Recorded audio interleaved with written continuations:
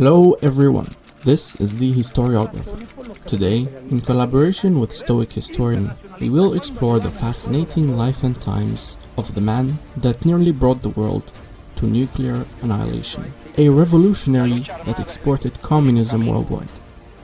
The man known as El Comandante, who was targeted over 600 times by the CIA in failed assassination attempts, becoming a recurrent nightmare for Uncle Sam. Meet Fidel Castro.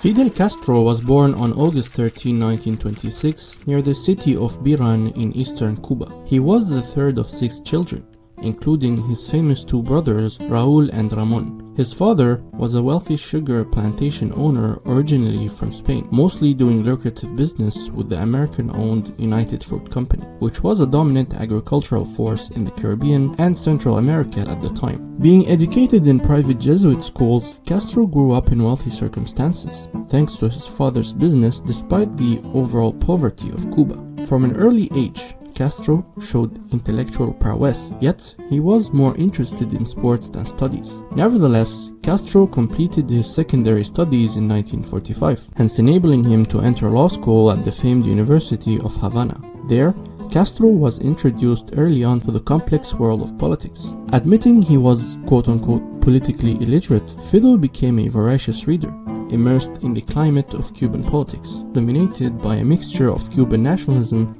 anti-imperialism, and socialism. By 1947, Castro, who was in his early 20s, had become progressively passionate about social justice and populist causes. For example, he traveled to both the Dominican Republic and Colombia in 1947 and 48 to partake in anti-government actions and protests. He also joined the Big Tent party Partido Ortodoxo, initially a centrist to left-wing political party founded to reform government in Cuba by means of mostly socialist policies. The party's chief and founder, Cuban presidential candidate Eduardo Chivas, lost the 1948 presidential election, but he inspired Castro, both by his energetic speeches and charisma, to be his disciple, hence gaining much experience in the art of politics. Castro's marriage to his fellow student Mirta Diaz, who hailed from a wealthy political family in Cuba, exposed Castro to the wealthier lifestyle of the island's upper classes, all while giving the young Castro new political connections. During the same time, Castro had developed a stark interest for the world of Karl Marx, which increasingly infiltrated the Partido Ortodoxo, and he began to interpret Cuba's problems due to the dictatorship of the bourgeoisie rather than the failing of corrupt politicians, and slowly beginning to adopt the view that meaningful political change could only be brought about by the proletariat revolution. As for Castro's ally Chivas, despite losing the 1948 election, the populist leader pledged to expose the government's corruption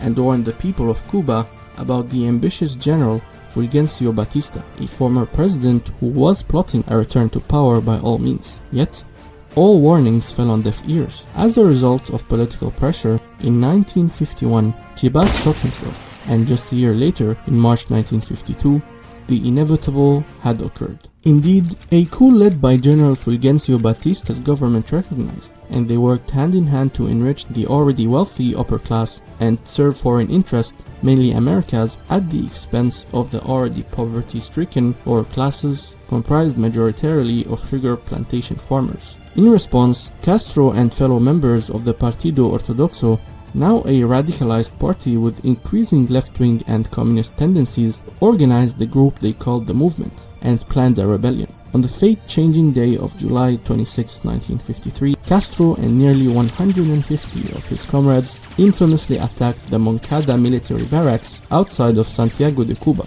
in an attempt to overthrow Batista. However, the attack failed.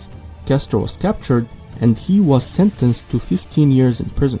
While incarcerated, Castro renamed his group the 26th of July Movement and continued to coordinate its activities through clandestine correspondence.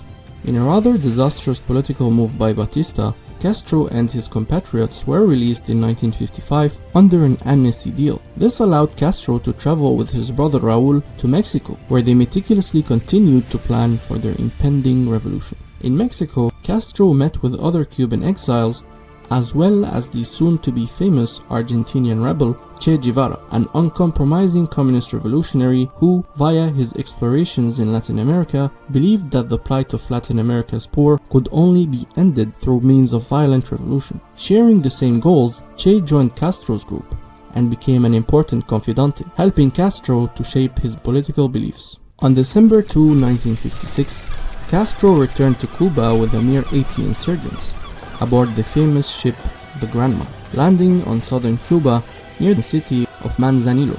While Batista's forces killed or captured most of the attackers, Castro, Raúl, Guevara, and a handful of others were able to escape into the Sierra Maestra mountain range along the island's southern coast, where over the course of the next 2 years, Castro's steadily growing forces waged a highly successful guerrilla campaign against the increasingly repressive Batista government by organizing resistance groups in cities and small towns all across Cuba. Thanks to Castro's political skills, as well as the disliked Batista regime, Castro was also able to organize his own parallel government, even carry out some agricultural reform, and control the held province's agriculture and industry.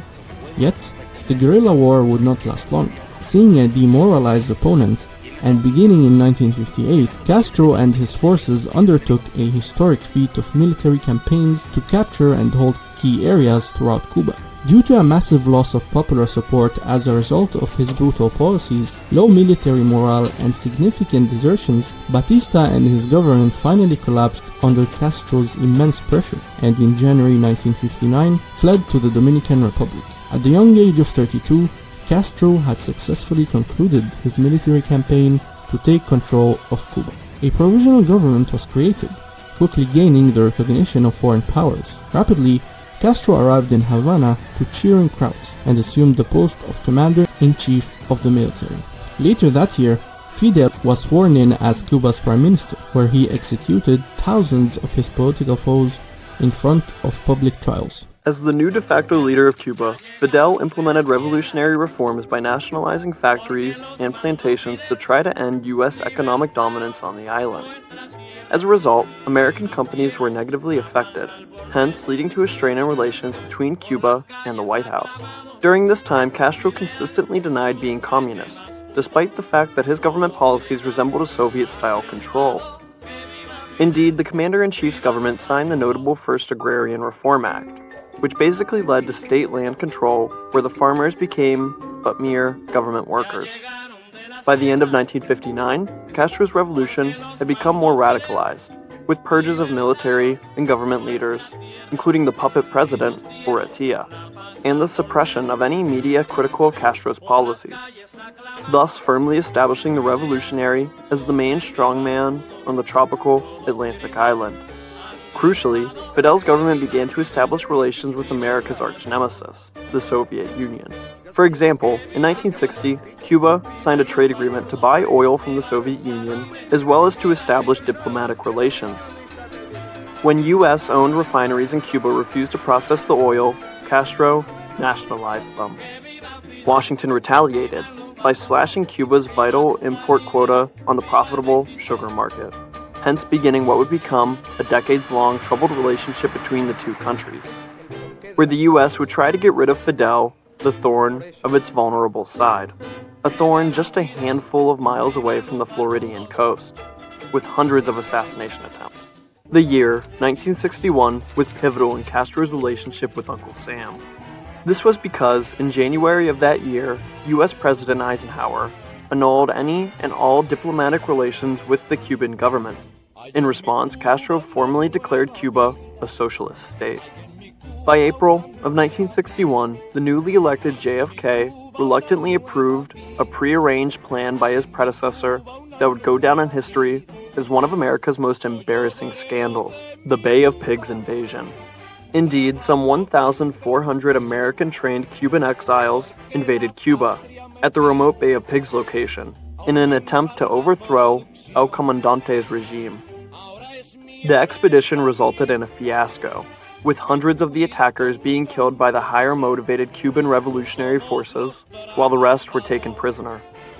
The United States denied any involvement, yet declassified documents revealed decades later confirmed that the insurgents were trained by the CIA. Ever the opportunist, Castro capitalized on the incident to consolidate his power with Cuba.